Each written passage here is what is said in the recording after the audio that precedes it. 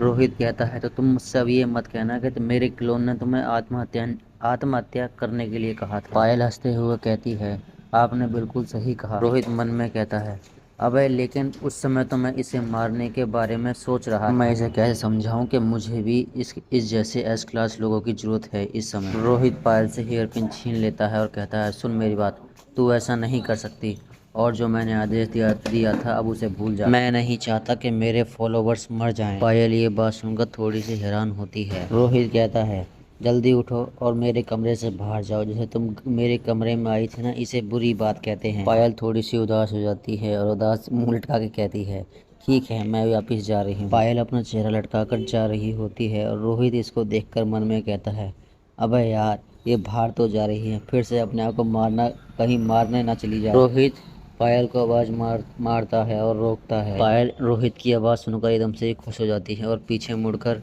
हाँ में जवाब देती है। रोहित कहता है, चल मेरे साथ जजांग म्यू खाएगी। पायल ये बात सुनकर और ज़्यादा खुश हो जाती है और कहती है, क्या वो भी गॉड के साथ जजांग म्यू खाना है। पायल बिल्कुल अलग ही फीलिंग में खो जाती है रोहित को लेकर। पायल को देखते हैं जो धीरे करके अपने कपड़े उतार रही होती है और कहती है, बिल्कुल मैं भी खाऊंगी।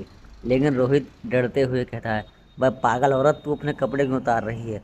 भाई मेरे को मरवाएगी क्या? मैं ऐसा वैसा लड़का नहीं हूँ। हम हंटर एसोसिएशन को देखते हैं और उस कंपनी में उसका बॉस बैठा हुआ होता है। बॉस कहता है, अब बस हंटर्स की वॉर होने में 2 महीने ही रह गए हैं। इस बार हमें कुछ भी करके अपने देश के लिए अच्छे परिणामों को लाना होगा। मुझे उन लोगों की लिस्ट दिखाओ जो एस क्लास में पहुँचे हैं, ताकि मैं उन्हें इस हंटर कंपटीशन में भेज सकूं। ये चश्मिश कहता है, बस हम ए क्लास के लोगों को ढूंढ पाए हैं, आप उन्हें ही एस क्लास पर पहुंचा दीजिए। हेड मास्टर जैसे ही रोहित की लिस्ट देखता है वैसे ही कहता है, क्या बात है, यहाँ तो बी क्लास का रोहित भी है। अच्छी बात है, लगता है कि ये कोई आदमी बी क्लास पर नहीं है, ये उससे ऊंची रैंक पर ही हो सकता है। हमें जाकर ये पता लगाना होगा कि ये अभी किस रैंक पर है। रोहित आराम से यहाँ बैठ कर जजंगियों खा रहा होता है। पायल हंसते हुए कहती है, ये ब्लैक बीन नूडल सॉस से थोड़ा अलग है, लेकिन ये फिर भी अच्छा है। रोहित कहता है, चलो कम से कम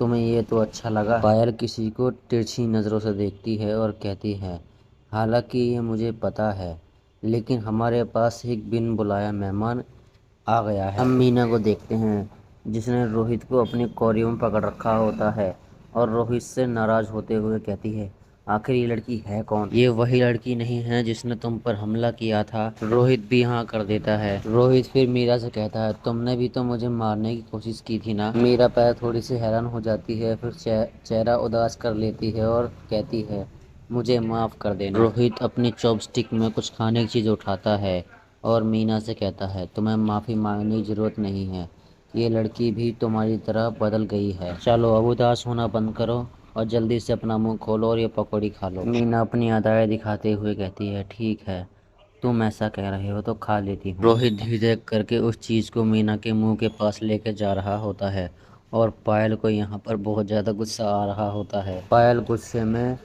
चॉपस्टिक को तोड़ देती है और रोहित से कहती है, क्या आप लोग डेटिंग कर रहे हो? रोहित और मीना पायल की बात सुनकर थोड़े से हैरान हो गए होते हैं और मीरा कहती है, अबे तू क्या पागल वागल है?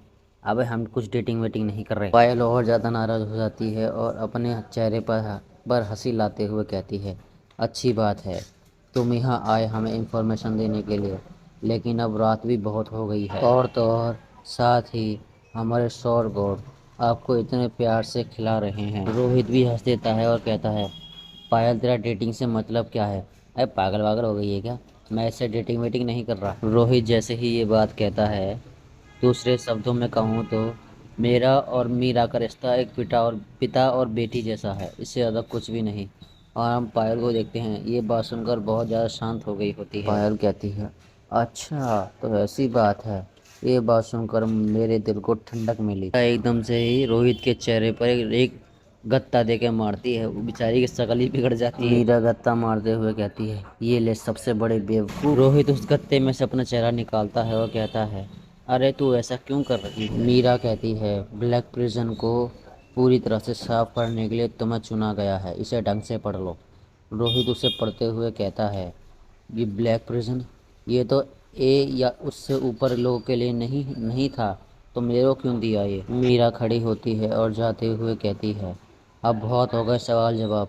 कल सुबह टाइम पर 10 बजे लीक पे पहुंच जाइए। अगर तू देर से आया ना तो मैं तेरा गला घोट के तुझे मार दूंगी। मीरा पायल के ऊपर चिल्लाते हुए कहती है, अगर तू अगली बार मेरे सामने आई ना तो मैं तुझे जान से खत्म कर दूंगी। और फिर वहां से शर्माते हुए गुस्से में जा रही होती है। दरवाजे पे पहुंचती है और रोहित से कहती है, तू सच में बहुत बड़ा बेवकूफ है। फिर गेट को बहुत जोर से बंद कर देती है। रोहित इतनी देर दरवाजे की आवाज सुनकर चिढ़ जाता है और कहता है, अबे इस पागल औरत को पता भी है कि दरवाजे की मरम्मत होने में कितने पैसे लगते हैं। पायल एकदम से खुश हो जाती है और शर्माते हुए कहती है, आप चिंता ना करें, कितनी भी पत्नी बना लो, लेकिन आप मुझे एक पत्नी बना सकते हो। भाई कंकोबाइन के बारे में बात कर रही है कि इसको कंकोबाइन बना कर रख लो। रोहित पायल की आवाज़ सुनकर थोड़ा सा चिढ़ गया होता है और चिल्लाते हुए कहता है, अबे तेरे दिमाग में भूसा भरा है क्या? मैं साले यहाँ किसी को बीवी ना बनाऊँ, तू रखेल की बात कर रही है। चल जल्दी मंदी खाना खत्म करो, निकल यहाँ से। रोहित इस फाइल को देखता है और कहता है, वैसे भी मुझे कल जाकर ब्लैक प्रिजन को साफ करना है। ऐसा लग रहा है जो बात मैंने मीना से कही थी वो गलत वे में ले गई है। लव गॉडेस आती है और कहती है कि उसे कल के बारे में पूर्वाभास है और वो आपको स्वयं को बेहतर ढंग से तैयार करने के लिए कहती है। रोहित मन में कहता है, लव गॉडेस, ऐसा लगता है तुम कुछ चीज जानती हो। अगले दिन एक ब्लैक प्रिजन के प्रवेश द्वार पर ये सारे के सारे गार्ड लोगों को रोक रहे होते हैं। भीड़ में रोहित होता है जो अपनी भतीजी को अपने कंधे पर लादे हुए होता है। मीरा रोहित को चिल्लाते हुए कहती है, अबे तुझे हर वक्त इतनी देर क्यों हो जाती है? तुमने कल क्या अपने कान बंद कर लिए थे?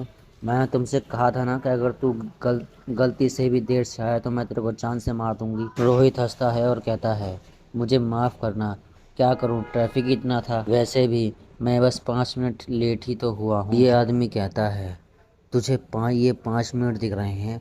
अगर 5 मिनट में लाखों लोगों की जान चली जाए तो तू क्या करता? सबसे बड़ा पागल है। तूने इतना भी नहीं देखा कि जब हम लोग हंटर बनते हैं तो हमें समय की पूरी पूरी आवश्यकता उठानी होती है। रोहित मन में कहता है, ये वही गुस्सैल आदमी है जिसे मैंने मीटिंग में देखा था जब कोको एक अंडे में था। ये एक एस क्लास हंटर है और इसका नाम अभिषेक। मीरा रोहित से अभिषेक का इंट्रो कराती है। मीरा फिर से गुस्सा हो जाती है और कहती है, बस ये बता, आखिरकार ये बच्ची है कौन जिसे तू अपनी पीठ पर लादे हुए है? रोहित बताता है, ये मेरी भांजी है। मीरा चिल्लाते हुए कहती है, अबे तू साले अपनी हरकतों से कभी बाज नहीं आएगा। साले तू तो मरेगा ही मरेगा, इस बच्ची को ही मरवाएगा। तो इसे अपने साथ यहाँ ब्लैक प्रिजन में क्यों लेकर आ गया? रोहित मुंह पे उंगली रखकर मीरा को शांत करवा रहा होता है और कहता है, अरे मेरी माँ चुप हो जा, अगर ये जग गई तो जीना हराम कर देगी। उसे चिढ़ जाता है और कहता है, सचमुच आजकल के हंटरों में दिमाग की नाम की चीज ही नहीं। अच्छा तो ये बता, तो फिर इन डीमंस को कैसे मारेगा? अभिषेक अंदर जाते हुए कहता है, जब तुम तैयार हो जाओ तो मुझे बता देना फोन करके। ब्लैक प्रिजन की तरफ देखते हैं, वहाँ पर बहुत सारा नीला कलर का और हवा में उड़ रहा होता है। हम इस लड़की को देखते हैं जिसकी जवान सांप जैसी होती है और ये रोहित का नाम ले रही होती है। तुमने 2 देवताओं को मार दिया फिर भी तुम इतने खुश कैसे हो सकते हो? मैं आज तुम्हारे साथ अपना सारा हिसाब किताब बराबर करके ही चलो जल्दी करो और शुरू हो जाओ।